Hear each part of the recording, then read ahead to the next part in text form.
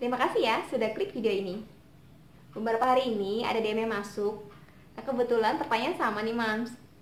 Jadi pertanyaannya, gimana caranya supaya anak mau ikuti perintah kita, mau ikuti ucapan kita? Kalau Mams nggak tanya nih, jujur aja, nggak semua pengalaman saya dalam melatih dua anak saya nih bisa saya tuangkan ke dalam YouTube. Karena dari tahun kemarin sampai hari ini pun saya pikir video saya tuh udah secara detail banget, panjang lebar. Makanya saya senang banget, saya mempersilahkan untuk Mams semua, kalau mau tanya silakan. Saya bisa jawab, dengan saya memberikan jawaban saya kan gali lagi ingatan saya gitu Mams. Jadi oh seperti ini yang kurang, seperti ini. Nah makanya nih, saya bikin konten ini. Terima kasih banget nih buat Mams yang tanya bagaimana caranya untuk si anak mau ngikuti ucapan kita, mau ngikuti instruksi yang kita berikan. Nah, cara saya yang salah nih Mams, jangan ditiru ya Mams ya. Jadi gini contohnya, saya waktu itu, bukan waktu itu sih, dulu waktu anak saya pertama yang speak delay itu, setiap kali dia mau minta sesuatu, dia kan belum bisa ngomong Mams, hanya menarik baju saya atau menunjuk-tunjuk gitu. Terus yang sini kak, mama ajarin gitu. Saya bawa dia ke tempat yang dia mau, kebetulan dia mau minum misalkan. Terus dia bilang, ayo ikutin mama ya kak, kakak mau minum kan. Bilang minum, ayo cepet bilang minum, ayo bilang minum. Nah Mams bisa lihat nggak apa yang salah? Saat saya bilang seperti itu, anak saya langsung, yang tadinya mau minum, dia bilang, dia jadi begini, langsung mukanya seperti ini.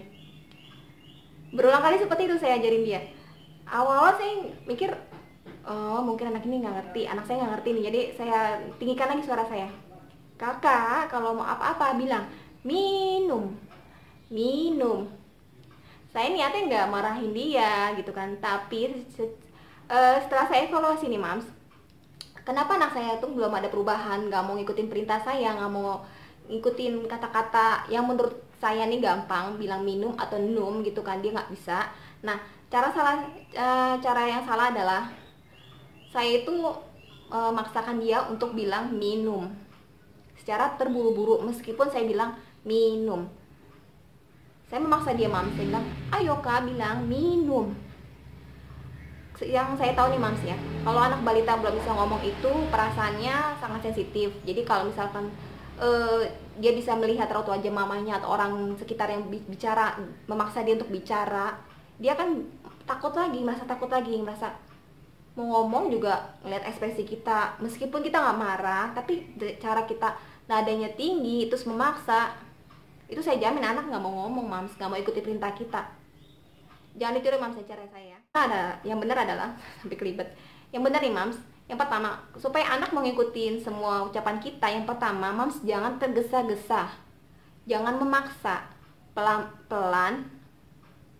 Dalam arti nada suara Mams itu tidak ditinggikan, jadi emosi kita harus stabil. Kita menyuruh atau memerintahkan si anak nih, benar-benar kondisi kita, emosi kita benar-benar biasa aja, nggak marah sama si anak gitu. Jadi si anak terima pelajaran, dengar suara kita di kupingnya, dia tuh terima tuh, nggak kenapa-napa. Jadi perasaan si anaknya juga, jadi dia tuh mencerna kata-kata mamanya, orang sekitarnya tuh jadi enak gitu, full 100%.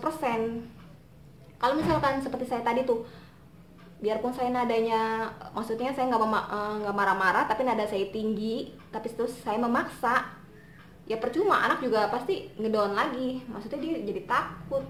Maksudnya gini, ya logikanya si anak mau minta sesuatu, tapi kok yang ngajarin ngomong dia kayak jadi bikin takut dengan nada yang tinggi, terus memaksa supaya anak mau ngikutin perintah. Yang kedua ini Mams, Mams kalau menyuruh sesuatu itu harus dicontohkan dulu. Misalkan Mams mau anak ini makan sendiri, belajar sendiri, Mams jangan tiba-tiba kasih piring terus nyuruh dia untuk pegang sendoknya, terus anak sedang megang sendok, terus anak Mams coba masukin ke mulut si anak. Jangan seperti itu. Setahu saya nih Mams, kalau cara saya adalah saya makan di samping anak saya makan, terus anak saya liatin, terus saya suapin. Beberapa kali anak saya ini kebetulan dua-duanya nih Mams, saya nggak nyuruh mereka untuk makan sendiri, saya selalu makan di samping mereka. Saya makan, terus saya sambil suapin anak saya. Jadi kan beda piring ya, piring saya sama piring anak saya udah makan saya sendiri, terus saya suapin anak saya. Kemudian beberapa minggu gitu kan, karena saya sering makan di samping anak saya jadi saya mau suapin, mas sendok saya diambil sama anak saya, jadi mereka makan sendiri. Awalnya memang belepotan gitu ya mams ya. Jadi kalau mams mau anak mams itu melakukan perintah mams, misalkan mau makan, tolong buang sampah, mams contohkan dulu seperti ini nih mams. Kayak harusnya kan kalau balita itu udah 2 tahun ke atas tuh udah bisa disuruh untuk buang sampah ya mams ya. Jadi saya ajarkan anak saya, kakak Dede ikut mama yuk, yuk nih kalau buang sampah harus di tempatnya, nggak boleh buang sembarangan ya. Tangan juga harus berbuat baik, buang sampah di tempatnya. Terus kalau mainan harus dirapiin. Saya contoh ini, rapin mainan seperti ini. Meskipun kenyataannya seringnya nih mam, sampai sekarang pun saya selalu ya ampun, membenahi lah. Nah, kalau anak saya itu kan memang saya merasa udahlah balita kan yang fungsinya untuk memberantakin rumah. Jadi ya mau nggak mau ya saya selalu beresin mainannya, baru 5 menit dibenahin di dalam kotak ke box sudah diberantakin lagi seperti itu ya. Jadi saya contohkan, meskipun kenyataannya nggak 100% anak-anak saya ngikutin perintah saya untuk benahin mainan, setidaknya kadang-kadang mereka mau membenahkan atau membereskan mainan sendiri tanpa disuruh mams, seperti itu. Jadi mams harus contohkan dulu gimana caranya supaya anak mau ngikutin ucapan kita mams. Anak balita tuh yang belum bisa ngomong, sebenarnya mereka mau ngomong mams. Seperti di video saya sebelumnya, saya udah sangat sering untuk bilang anak-anak kita yang belum bisa bicara itu sebenarnya di area mulutnya tuh otot mulutnya tuh mungkin kaku. Jadi mereka mau ngomong susah karena gimana mau ngomong. Yang saya artikan, saya baca nih mam, secara ilmiah, jadi otak anak itu mengirimkan pesan ke otot-otot mulut, cuman nggak nyampe dari pesan dari otak ke mulut tuh nggak nyampe. Jadi anak kita gimana mau ngomong kalau misalkan ya terputus gitu, mau dari otak mereka ke kuping mereka dengar kata-kata terus langsung ke otak, terus mereka mau ngomong terus mulutnya masih kaku, ya gimana mereka mau ngomong. Jadi mam latih dulu fokus mata anak dengan mainan mereka 5-10 menit, kemudian dilatih gerakan oral motor seperti video saya sebelumnya, baik itu meniup, mengeluarkan lidah ke kanan, ke kiri, ke atas, ke bawah, ataupun main bubble, terus menjilat krim biskuit atau lollipop, atau main bubble seperti itu. Pokoknya apa aja yang penting otot mulutnya itu maksudnya kaku lagi. Atau mams bisa pijit-pijit area seperti ini. Mams saya pijit area apa sih namanya ini, mulut, susah banget saya ngomong kan ada tuh mams ya, seperti itu mams ya. Jadi dilatih terus. Kalau misalkan anak saya udah tiap hari latih fokus mata, terus gerakan oral motor, cuman kok belum mau ngikutin ucapan saya, maksudnya kadang-kadang dia mau ikutin, kadang-kadang dia nggak bisa gini mams. Seperti yang saya bilang, fokus anak mams akan bagus, tandanya itu dia berhasil ngikutin semua ucapan orang-orang di sekitar mereka. Gimana mereka fokusnya mau bagus kalau mams sendiri melatih fokus si anak itu belum sepenuhnya. Biar gini mams, jadi meskipun mams udah melatih si anak setiap hari, tapi kalau di dalam otak si anak tuh fokusnya belum full 100%, belum bener-bener maksimal fokusnya, dia akan susah mams.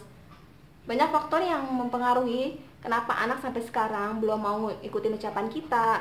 Mau ikutin ucapan kita juga kadang-kadang, terus kalau mau ada maunya doang dia ngomong bener. Terus kalau misalkan diajarin ngomong kok nggak mau, dia kalau ngomong kayak anak saya ini dulu nih, anak saya mau ngomong sesuatu yang dia suka, tapi kalau saya ajarin ngomong dia nggak mau.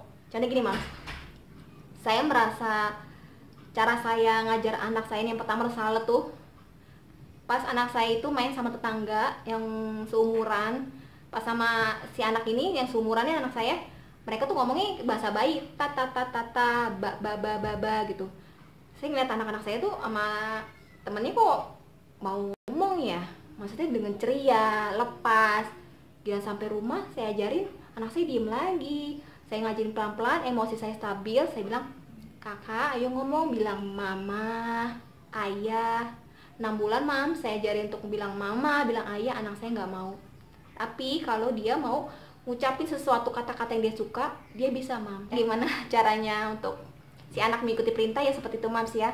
Emosi kita harus stabil, kita jangan memaksa, kita ngomong pelan-pelan, jangan terburu-buru. Terus nada bicara kita nih meskipun kita nggak marah direndahkan, ya pokoknya seceria mungkin ngajarinnya. Saya jamin nih anak moms nanti akan menyerap semua, melihat ekspresi moms tuh, oh yang ngajarin tuh baik-baik aja, maksudnya dia nerimanya juga akan, hatinya juga seneng aja. Jadi masuk ke otaknya dia tuh pelajaran apapun ya masukin 100%. Jangan lupa ya mams ya, dilatih terus fokus mata anak, gerakan oral motornya, dikasih semua kata-kata yang sangat mudah, benar-benar sangat bisa diucapkan sama si anak sih mams. Jangan lupa mams, nggak apa-apa, tanya-tanya saya nggak apa-apa, silakan, saya akan balas sebaik mungkin sesuai dengan pengalaman saya mams ya. Kalau saya lupa balas di Instagram, mams bisa komen di YouTube supaya saya bisa langsung cek Instagram ya mams. Akhir-akhir ini saya lagi down banget mams, ini juga masih pemulihan, vertigo saya kambuh lagi. Jadi kalau saya slow respon atau balas Instagram yang lama, mohon dimaklumin ya mams ya. Semoga benar-benar bermanfaat apa yang saya sampaikan ya mams ya. Terima kasih banyak udah support saya, udah nonton video saya.